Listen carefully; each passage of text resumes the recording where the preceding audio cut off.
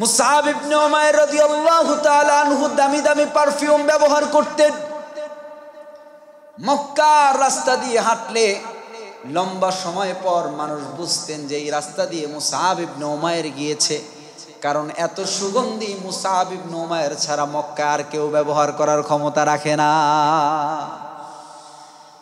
রাসূল করিম সাল্লাল্লাহু আলাইহি ওয়াসাল্লামের কাছে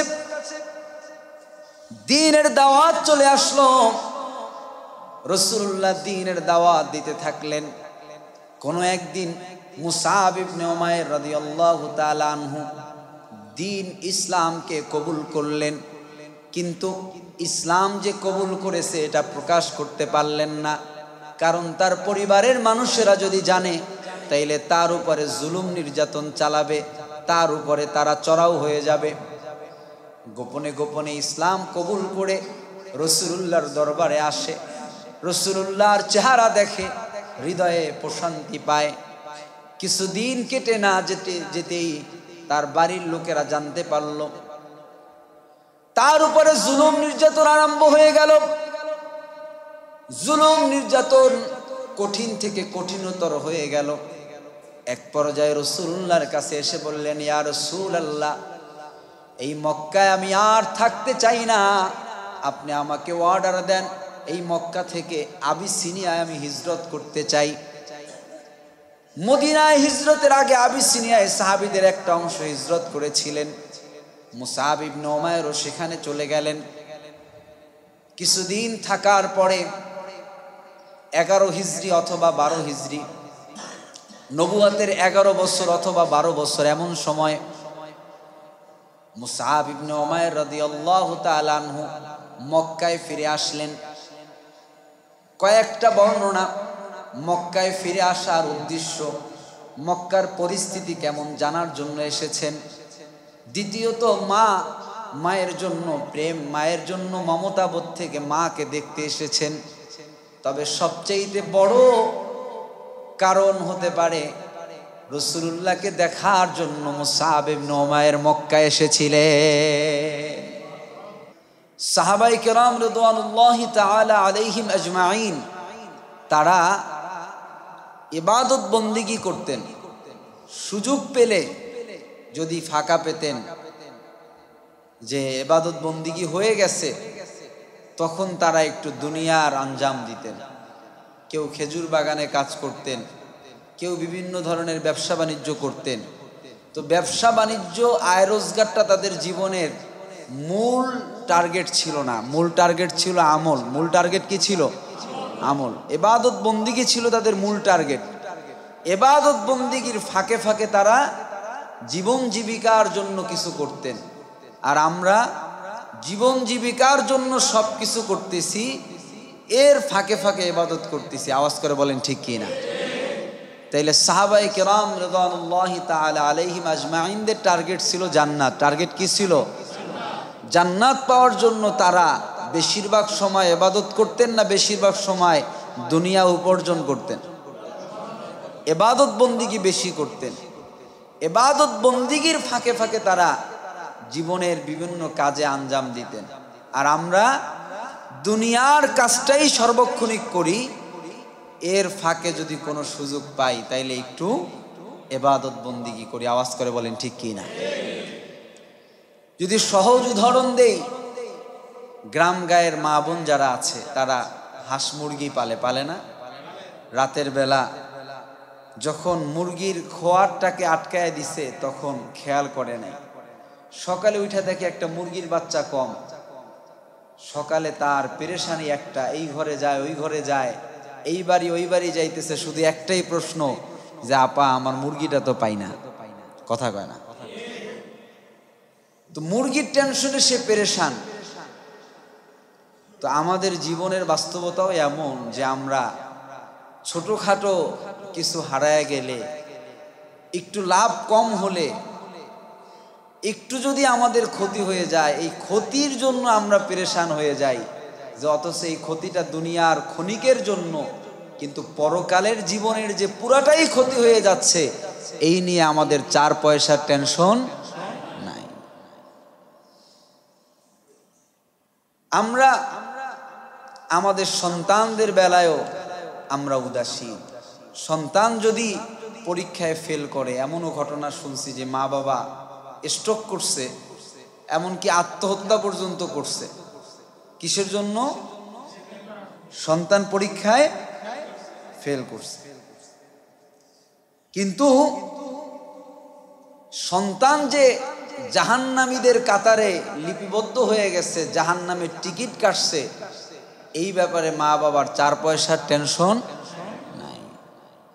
সন্তান দিনের পর দিন সালাত আদায় করে না, দিনের পর দিন মসজিদে যায় না, সেই সন্তানের আদর সোহাগ বাসায় কমছে না বাড়ছে?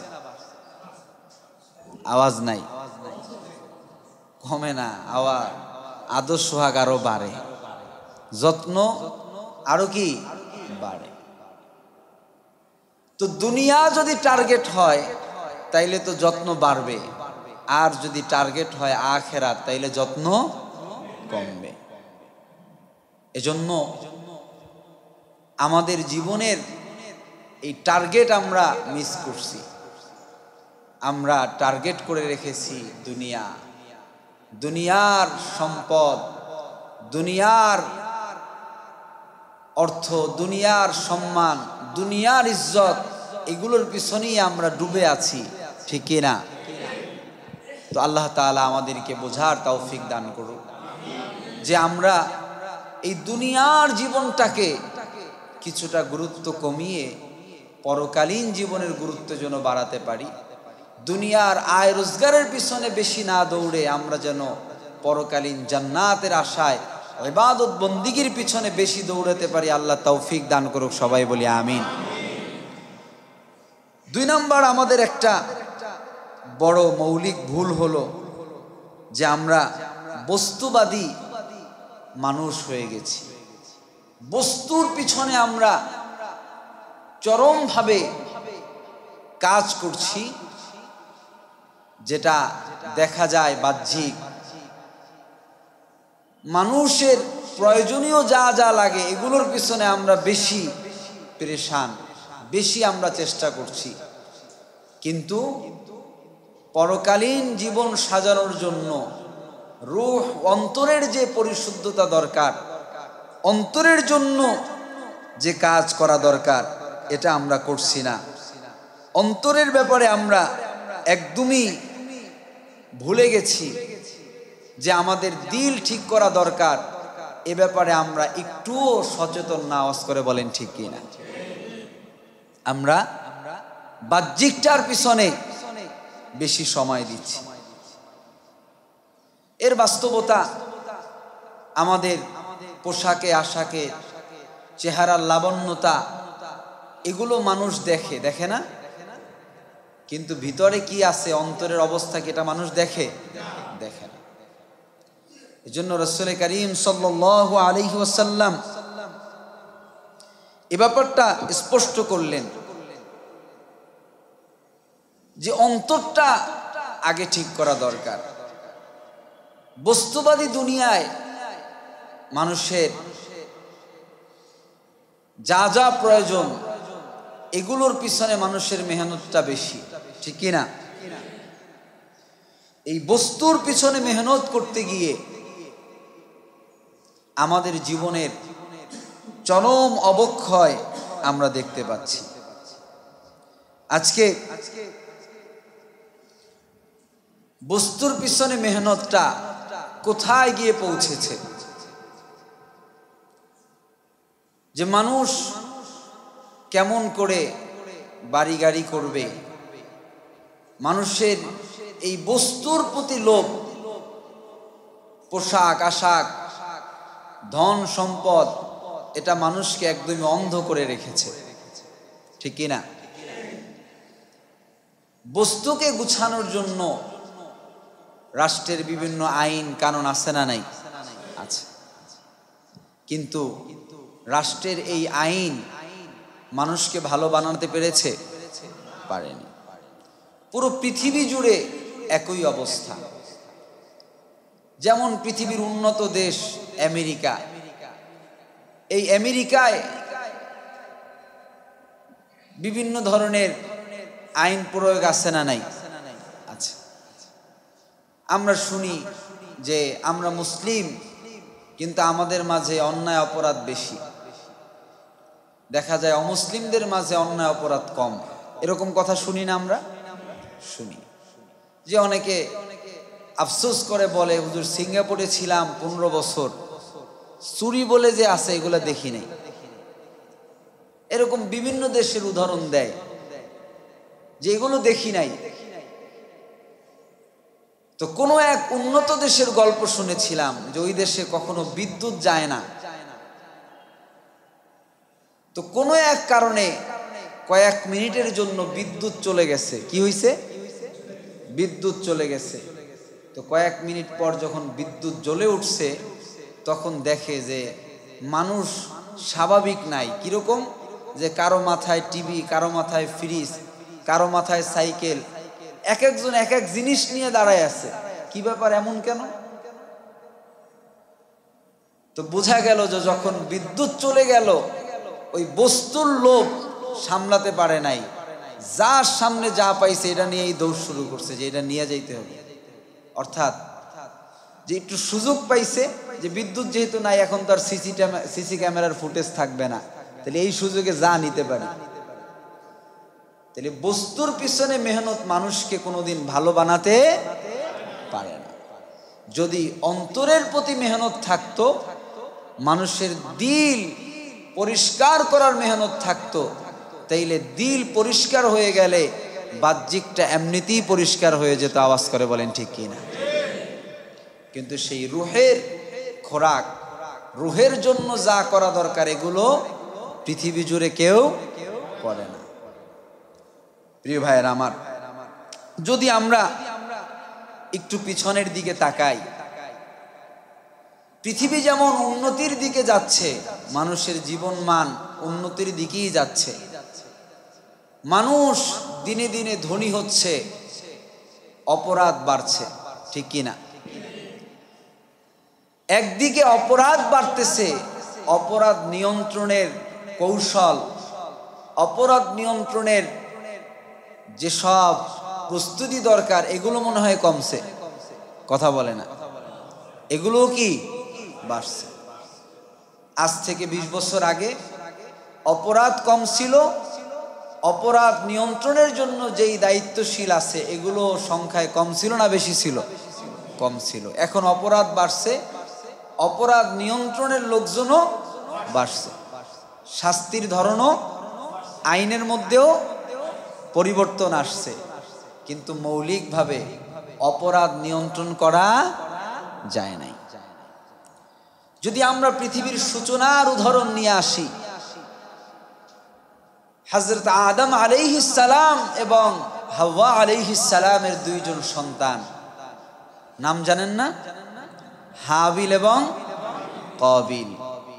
দুজনের মধ্যে একটা দ্বন্দ্ব হয়েছে। তো কাবিল বলছে, ওয়াতলু আলাইহিম নাবা ইবনাই আদম বিল হক إذ قربا قربانا فتقبل من أحدهما ولم يتقبل من الآخر قال لأقتلنك। কাবিল বলছে হাবিলকে, আমি তোমাকে হত্যা করব। জোরে বলেন, কি করবে? আমি তোমাকে মেরে ফেলব। প্রত্যুত্তরে হাবিল এ কথা বলে নাই যে আমিও তোমাকে মেরে ফেলব, তুমি যদি আমাকে মারতে আসো তাইলে পাল্টা জবাব আমি তোমাকে দিব। বরংস হাবিল উত্তর দেয়, তুমি আমাকে হত্যা করতে চাও, হত্যার বিনিময়ে আমি তোমাকে হত্যা করব না, কিন্তু জেনে রাখো আল্লাহ তাআলা বান্দার বাহ্যিক সৌন্দর্য, বাহ্যিক চাওয়া পাওয়া, বাহ্যিক অবয়বের দিকে আল্লাহ তাআলা বেশি নজর দেয় না, বরংস আল্লাহর কাছে বান্দার অন্তরটা কেমন, অন্তরের অবস্থাটা কেমন, এটাই বেশি গুরুত্ব পেয়ে যায়। একজন অপরাধ করতেছে, অপরাধের বিপরীতে আরেকজন অপরাধ করে না, বরংস স্মরণ করায় দিল কাকে? অন্তরের মধ্যে ভয় আছে কার? আল্লাহর ভয়ের বহিঃপ্রকাশ ঘটালেন যে তুমি অন্যায় করতে পারো, তাই বলে অন্যায়ের প্রতিবাদে আমি তোমার উপরে অন্যায় করব না, কারণ আমি ভয় করি একজনকে। আওয়াজ করে বলেন তিনি কে? আল্লাহ। এজন্য রাসূল করিম সাল্লাল্লাহু আলাইহি ওয়াসাল্লাম সাহাবায়ে কেরাম রিদওয়ানুল্লাহি তাআলা আলাইহিম আজমাইনদের মাঝে দ্বীনের দাওয়াত দিয়েছেন। মৌলিক যে পরিবর্তনগুলো এনেছেন এর মধ্যে একটা পরিবর্তন, তাদের টার্গেট দুনিয়া বাদ দিয়ে টার্গেট দিয়েছেন আখিরাতকে। টার্গেট কি দিয়েছেন? আখিরাতকে। এজন্য ঈমান আনার পরে কত টাকার সম্পদ উপার্জন করলাম এই হিসাব কোনো সাহাবী করতেন না। কয়টা বাগান কিনলাম এই হিসাব সাহাবায়ে কেরামদের মধ্যে ছিল না। তাদের মধ্যে হিসাব ছিল একটা, যে ইবাদত বন্দিগি কতটুকু করলাম, কতটুকু আল্লাহকে রাজি খুশি করালাম। সাহাবায়ে কেরাম রিদওয়ানুল্লাহ তাআলা আলাইহিম আজমাইনদের মধ্যে বাহ্যিক পোশাক কতটা সুন্দর হতে হবে, আমি কতটা পরিচ্ছন্ন পরিমার্জিত থাকব, এই চিন্তা তারা করেন নাই। তাই বলে আবার ভাইবেন না যে তাদের মধ্যে অপবিত্রতা ছিল। তারা পবিত্র ছিলেন, পরিষ্কার পরিচ্ছন্ন ছিলেন। কিন্তু আমরা যেটা করি এটা না। তারা পার্লারে গিয়ে ফেসিয়াল করতেন না, বাহ্যিক সৌন্দর্যের পূজারী ছিলেন না, পোশাকে আশাকে আভিজাত্য আনতে হবে এটা তারা চিন্তা করতেন না। তাদের মূল টার্গেট ছিল অন্তর কিভাবে আল্লাহর জন্য ওয়াকফ করা যায়, অন্তরে কিভাবে আল্লাহকে জায়গা দেয়া যায়, ইবাদত বন্দিগি কিভাবে বাড়ানো যায়, এটাই ছিল তাদের জীবনের মূল টার্গেট। আমরা সাহাবীদের টার্গেটের পথে আসি না ভিন্ন ধারায় আসি? ভিন্ন ধারায় আসি। সাহাবীদের টার্গেটে আমরা আজও যেতে পারিনি। এজন্য রাসূল করিম সাল্লাল্লাহু আলাইহি ওয়াসাল্লাম ঘোষণা করলেন, ইন্নাল্লাহা লা ইয়ানজুরু ইলা সুআরিকুম ওয়া আমওয়ালিকুম ওয়ালাকিন ইয়ানজুরু ইলা কুলুবিকুম ওয়া আমালিকুম।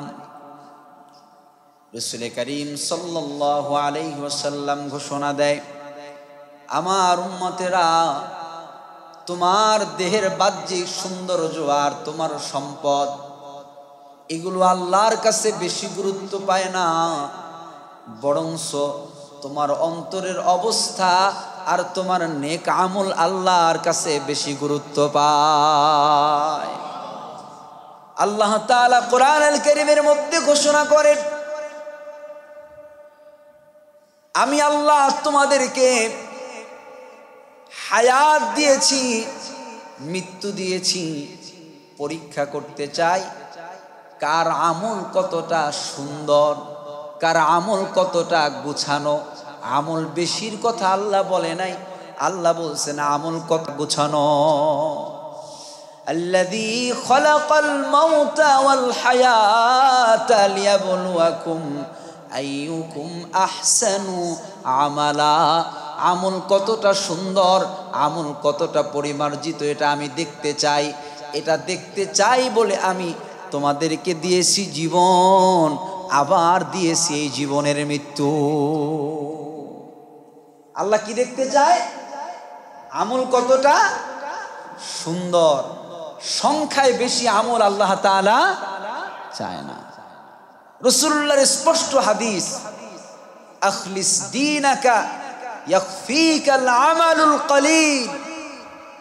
ঈমানকে মজবুত করো, ঈমানকে বিশুদ্ধ করো, অল্প আমলই যথেষ্ট। সুবহানাল্লাহ। ঈমান বিশুদ্ধ হওয়ার পরে অল্প আমলই কি যথেষ্ট। বেশি আমল করলে সমস্যা আছে, এটা বুঝাইছি, কথা কয় না। যদি ঈমান বিশুদ্ধ থাকে, ঈমান মজবুত থাকে, আমল কম হলেও জান্নাতে যাওয়া যাবে। রাসূলুল্লাহর সাহাবী আব্দুল্লাহ ইবনে মাসউদ রাদিয়াল্লাহু তাআলা আনহু তিনি তাবিদেরকে বলতেন যে তোমাদের হায়াতের জিন্দেগি বড়,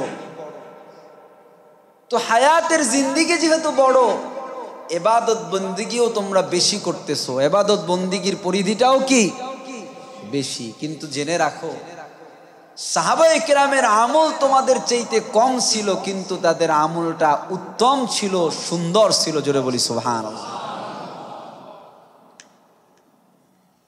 এজন্য গোটা পৃথিবীর যুবকদের জন্য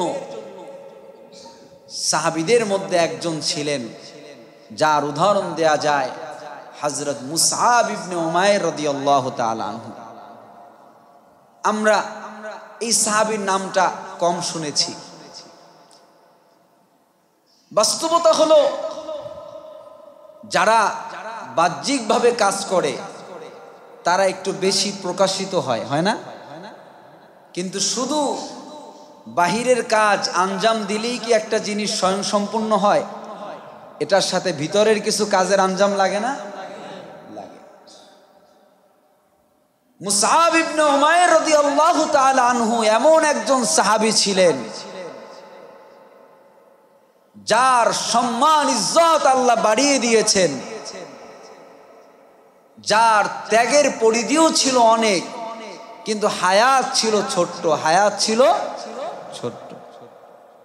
ইসলামের সূচনায় ইসলাম কবুল করেছেন, আবার রাসূলুল্লাহ তাকে কবরস্থ করেছেন। আল্লাহু আকবার।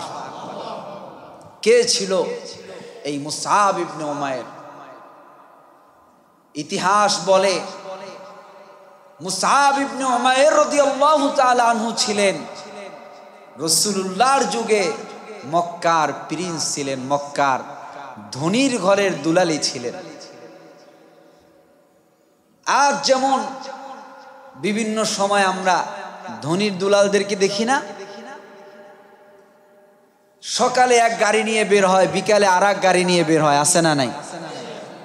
ফেসবুক এবং বিভিন্ন সোশ্যাল মাধ্যমে আমরা বিভিন্ন সময় পৃথিবী বিখ্যাত বিভিন্ন ধনকুবেরদের ছেলেদের ছবি, তাদের জীবন, তারা কিভাবে রাজকীয় জীবন যাপন করে, এগুলো নিয়ে ভিডিও আছে না, কম বেশি আমরা দেখি।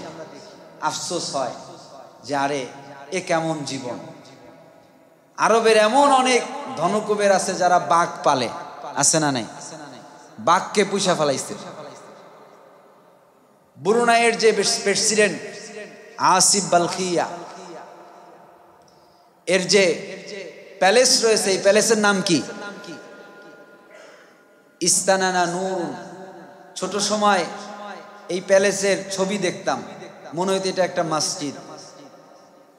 তো পরবর্তীতে জানলাম না, এটা হলো ব্রুনাইয়ের বাদশার রাজ দরবার বা তার রাজকক্ষ, এটার মধ্যে থাকে। তো এই যে জীবনমান, যে 350টা 5 স্টার 7 স্টার মানের রুম আছে এই ভবনের মধ্যে, একজন মানুষের এত লাগে? কথা বলে না? হ্যাঁ, রোলস রয়েস, ল্যাম্বরগিনি, বোকারি, এই যে মার্সিডিজ ব্র্যান্ডের গাড়ি, এরকম গাড়ি আছে 500-র অধিক। এটা শুধু যে আরবীয় একজন রাজার আছে এমন না, এরকম আরো আছে।